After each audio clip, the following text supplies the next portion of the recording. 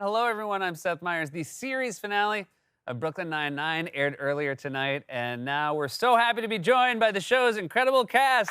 Dirk Blocker, Joel McKinnon-Miller, Stephanie Beatrice, Andre Brower, Andy Samberg, Melissa Fumero, Joe Latrulio, and co-creator and showrunner Dan Gore.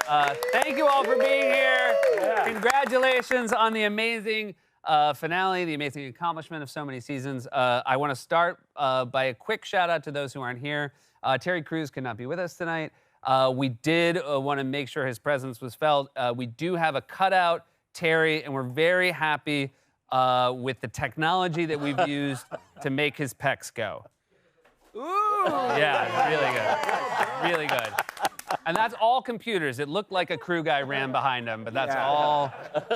Broke the bank on the we CGI. break. Yeah. And we also, Chelsea Peretti could not be here, but she did, she sent a video. So let's take a look at what Chelsea has to say. My bags were packed. I was ready to go. Jordan's assistant was gonna take me. He was at the door.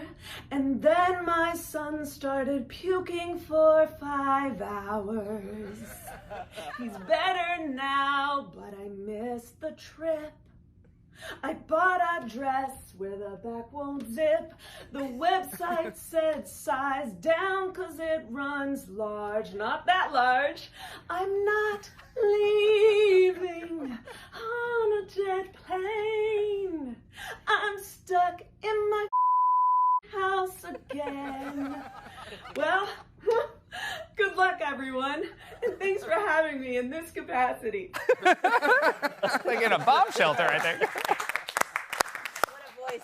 What a beautiful voice. I like that she didn't let television slow down her pace. She didn't speed it up for No, us. and we gave her, she was like, how long should it be? And we said 10 seconds, not a second more. And Right. she really took advantage. Like, but I should milk it though, right? So I think these, obviously finales are incredibly emotional. Oftentimes you see, other shows that are beloved. You see films of the final table read.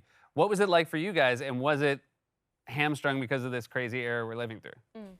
It was quite hamstrung. It was on Zoom. So that was the final table read was on Zoom. Last table read ever. We were in the middle of shooting when we did it, so we were all in our dressing rooms on Zoom. So you could hear people laughing across the hall and stuff. But inevitably someone has a terrible delay and it ruins it. I feel like, Joe, didn't you have a major problem? I had a major technical issue with my computer in that it kept dropping out. So we had to swap out our laptop with one of the wardrobe assistants came in, and I was in a bit of a panic because it seemed to happen only on Charles Boyle's line. And it froze on your face, and you were like so my upset about it. Pure terror, I'm Yes. sure. I feel like we all heard you yelling in the hallway, right? Went down again! Down! Who's got a laptop? It's the finale! I want to be emotional.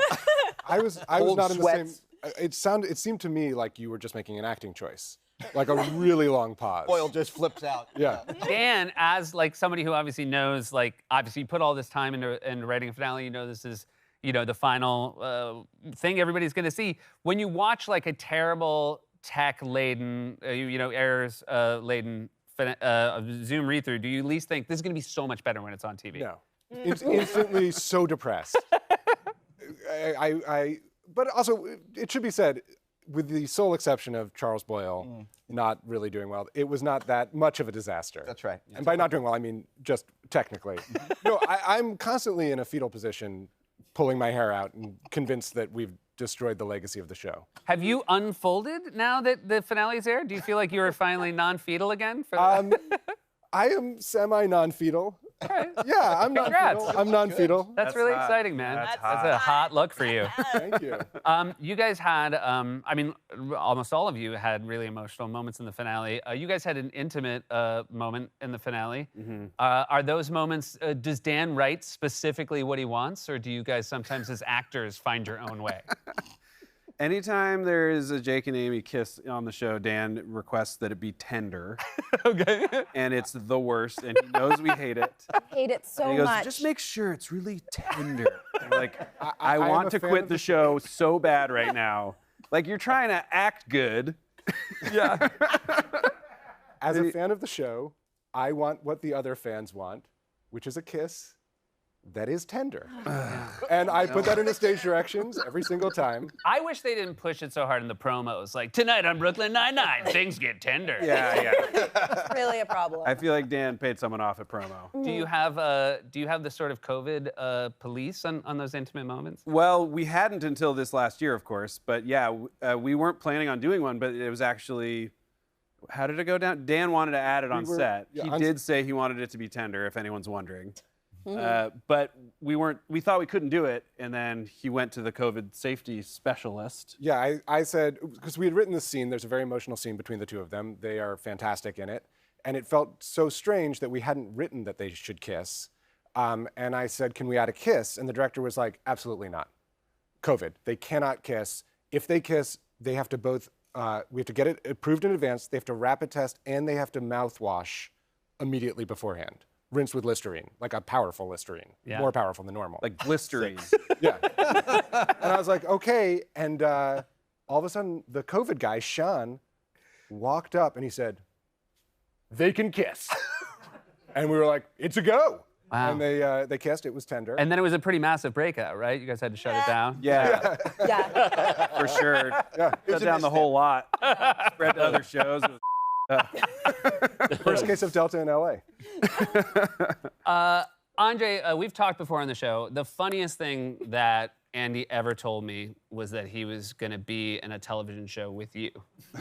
Yes, it was funny to me too. Yeah, it was funny to you too. I can only imagine how funny it was to you. I was actually thinking about this when the late great Ed Asner passed away, because he played Lou Grant as this comedy character in Mary Tyler Moore. Then he played it as a dramatic character. And obviously you played a different character on this show than you did on Homicide, but there was a dramatic police show and now this comedy police show. Do you feel like this is a sort of perfect bookend to these two acts in your career? I do feel that way in a certain way. You know, I'd grown tired of playing cops. You know what I mean? My wife says, you're the perfect cop, and I don't see what she's talking about, but I'm often cast in that way, and this was the perfect opportunity to spin it in a certain way, you know, and to explore something different. And exactly as I had hoped, it was transformational. I mean, in terms of my career, in terms of my acting skill, in terms of my joy, you know, in front of the camera. So it's been a great experience, you know. And, you know, the other thing that was a very famous chapter of this show was that it was canceled and then sort of brought back by the fans. Was it exciting to go out on your own terms this time? It was amazing. Yeah. I mean, I think we all really feel exceptionally proud of the work that we did this last season, and like with all the strange challenges and all of the challenges, the writing challenges, the acting challenges, the crew challenges. But it felt really, I don't know, felt like you said, like joyful. It felt really joyful the way that we finished it. Well, it felt that way to watch as well. We'll be right back with more from the cast of Brooklyn Nine-Nine. But first, Lin-Manuel Miranda's musical take on the Brooklyn Nine-Nine theme song. Brooklyn Nine-Nine, Nine-Nine, Brooklyn Nine-Nine, Nine-Nine. Everyone who sees this show agrees it rocks. It's on NBC 'cause it's too good for Fox. Brooklyn Nine-Nine, sad to see you go. Brooklyn Nine-Nine, you're a good show. Andre Brower rules. I love you. Welcome back. We are here with the wonderful cast of Brooklyn Nine-Nine. Dan, I'm wondering how you came up with the idea for the show and how you first approached Andy with the pitch. So I used to work on Parks and Recreation with the wonderful Mike Schur, who you are very familiar with. And I was there for 5 years, and we decided we wanted to create a show together. So we had this idea, and we were trying to figure out who the perfect lead actor would be. And then Andy, it turns out, had just left Saturday Night Live, and he was in Los Angeles. So Mike and I, in what is the most Hollywood experience I've ever had, went to the villa that Andy and Lonely Island were renting. That's right. A villa in order to record their third album. I think I was at that villa. Was I at that villa? You definitely visited said villa. Yeah. Yeah. It was a real Hollywood villa. Oh, yes. So where did you take this meeting at the pool? Where did you It was poolside. I brought Mike and Dan out by the pool. We had refreshments. They pitched me on the show, the character. His name was Jake. I'm so grossed out right, Right. now. Why? Did you take a lot of calls during the meeting? I took many calls during the meeting, all fake. You had a phone You're valet. so good at faking calls. Do fake one of your Hollywood calls. Oh, sorry. One sec, Seth. Hello? Oh, hi, Lorne. Yes, Seth is bombing. Yeah. Like he's never done it before. It's crazy. All right, see you at Latanzi. Very good. Thanks. I mean, I'd believe it. It was If I like- didn't yeah. know, I'd believe it.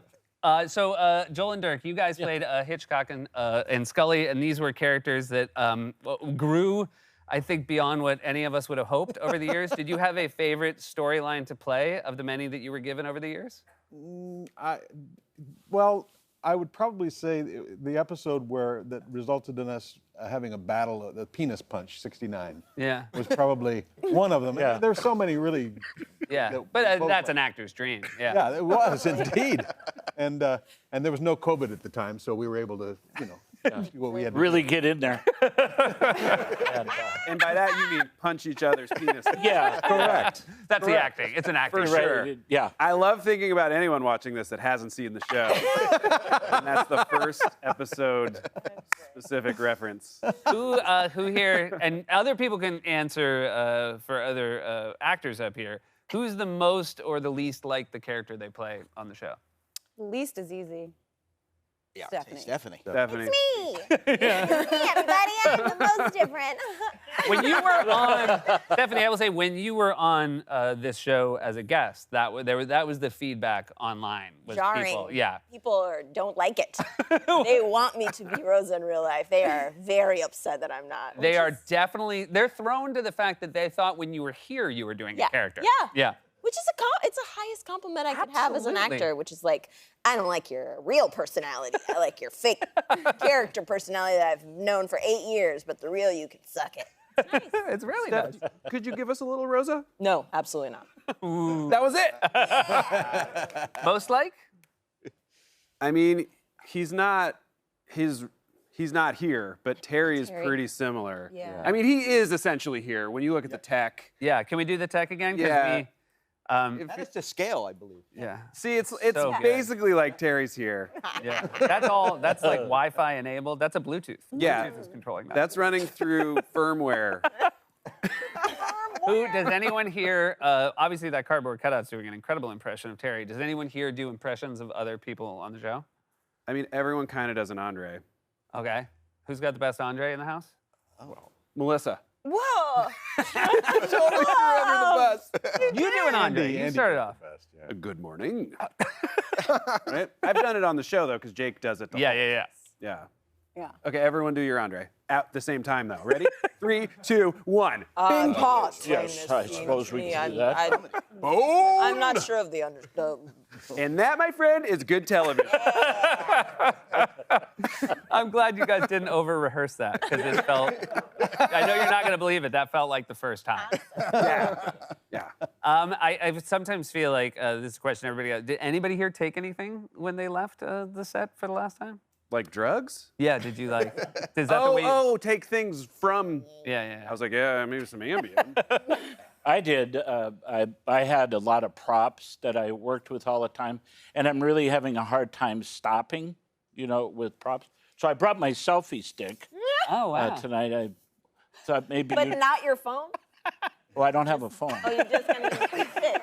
Very Scully. Not Yeah, I my wanted own. to do a selfie with all of us with Seth, Yeah. but Great. Yeah. I got to find a You phone. gotta forget. You can always just use it as a back scratcher. Thank you. We have another special message from somebody who's been on the show. We'll be right back with more with the cast of Brooklyn Nine-Nine, and taking us out is Brooklyn Nine-Nine guest star Craig Robinson. Yeah. Turn my headphones up. Come on, everybody, let's go solve some crimes. Crimes in New York City and other areas. Brooklyn 99. Brooklyn 99. Pontiac Bandit. Welcome back. We're here with the cast of Brooklyn Nine-Nine. Joe, Yes. your character was obsessed with the actor Diane Wiest. Yes. Where did this come from? Dan Gore and the writers. I'm not quite sure. The obsession with Diane Wiest? It's a pretty fun character trait. I think that Charles very much enjoys theatrics and great actors, musicals, and I think Diane Wiest encompasses all of those things. Yeah. in a Well, weird way. that's a really nice message for her, and we actually have a message from her. Wait a minute. No, stop! Hi, I'm Diane Wiest, and I would just like to say congratulations on your show, on your run, and I'd like to say especially to Charles Boyle that you can wash my hair any day, and I will wash your hair right back any day. Thank you. Bye. Thank you for mentioning me. Bye. I'm floored. This is incredible. How did you? What? How? She reached out to us. She heard you were coming, and she was like, "Can I shoot something on my iPhone and send it out?" We're like, yeah. She's like, "You can guarantee Joe will see it." We said, "Absolutely." That's incredible. I am quite touched by that. It was That's very touching. amazing. And it's really nice when you find out collectively that Diane Wiest has a great sense of humor. Yes. Also love that she introduced herself at the top. Yes. Yeah, we know, Diane, you're the best. Hey, we reached out to some people on Twitter. These are some cast questions. The first one's from LV824. Would the cast be open to the idea of getting a tattoo like the Avengers cast did to commemorate their 8 years together? If so, what would the tattoo be? Ooh. I think of this more as what the cast of Lord of the Rings did. Okay. But, you know, for the youngsters, I guess Avengers. Obviously, I'm against it because I want to be buried in a Jewish cemetery. It's very important to me. But I'm trying to think of which is cooler in your answer so far. That part or the, like, I'm a Lord of the Rings guy. I don't know. I mean, I feel like some of us do already have tats. Some don't. What would it be, though, if he got it? What would it be? Oh, I think I know what it would be. It would be Holt's tattoo. Holt's tattoo. Yeah, Kevin. And you got that for real. Oh, yeah. Well, no. Andre. We're on late. We're not on that late. Holt's tramp stamp. All right, you guys, here's another one. If you could meet your character, what do you think would be the first thing they would think of you? You, the person, without knowing you play them. It's a very really zen question. Yeah, Rosa would think I suck. Yeah. She would straight up say it to my face. Really? 100%. And then we'd become friends because she's a real softie. Eventually, you'd wear her down. Yeah. 3 seasons. And 3 seasons after she met you, you'd be friends. That's right. That's right. Not right away. Right away, you suck. Immediately. Yeah. Spin-off show. Spin-off. Amy, I don't know if Amy would like me. Maybe she would. I don't know if I would like Amy. She feels like she'd be a lot of energy, a lot of high maintenance friend. I feel like Jake would be pretty hyped. He'd be like, You're Andy Samberg. Yeah. Yeah. Dude, I'm on the Rings. I'm on a boat. Lord of the Rings. Jewish cemetery. He watched this. He watched that. He's a big fan of this episode? Well, he watches this show. Right. So, Be like, what's Seth Meyers like in real life? dude, Lin-Manuel did that thing. All right, guys, I like this question. If they had gotten Bruce Willis, did the writers have a plan for what they would do with him, and what was it? Dan? Well, there are always pitches from a writer's room that are like, the whole 9-9 is called out on a big case, and then he walks in, and he's like, hey, is there anyone here? No, I guess not. And then he walks out. You know, like a total... That would have made it fairly easy. Yes, it would have. I always just assumed it would be like Jake sees him on the street and loses his mind. Right. And he's like, hey, you're doing good, kid, or something. I think that's a good way of looking at it. Okay, so this one is from Not Andy Samberg 1 is the name of this Twitter account. Okay. Okay, I'm just going to come right out and say, I think you wrote this. We'll see. This is actually a question for Seth about Brooklyn Nine-Nine. Seth, would you agree that Brooklyn Nine-Nine is a great show and also that your dog Frisbee is an ugly piece of that looks like a rat skeleton that was puked up by an acid monster? Right. And you think I wrote that? I do. I think that you sort of pointed towards yourself by making the fake account not Andy Samberg. The handle says it's not me. All right, well, now that By the way, not Andy Samberg was taken. I had to get one. Someone out there, not me. Beat you to the punch. Snatched it up. A lot of people, not you. Don't feel bad. Finishing second's great. All right, so I want to take advantage. Obviously, I know where you land on this. I would like to ask the entire Brooklyn Nine-Nine cast. We'll go down from the beginning. Is Frisbee a good dog or a bad dog? Starting with you. Oh, Frisbee's a good dog. All right, great. Very good dog. Good dog. Good dog. Great dog. Andy's always wrong. Great dog. And Andy, final thoughts? Steaming hot pile of. We'll be right back with more from the cast of Brooklyn Nine-Nine, but first, here's Fred Armisen. I always thought that the lyrics to the Brooklyn Nine-Nine theme were, it's a Game of Thrones, White Walkers are coming home, Lannister's on the phone, you know nothing, Jon Snow, Jake Peralta likes to hang in Westeros, it's the kind of thing you see on HBO, it's a Game of Thrones. I want to thank my guests, Dirk Blocker, Joel McKinnon-Miller, Stephanie Beatrice, Andre Braugher, Andy Samberg, Melissa Fumero, Joe Latrulio, and Dan Gore. I also want to thank Jose Medelis and the 8G band. Stay safe, get vaccinated. We love you. Brooklyn Nine-Nine!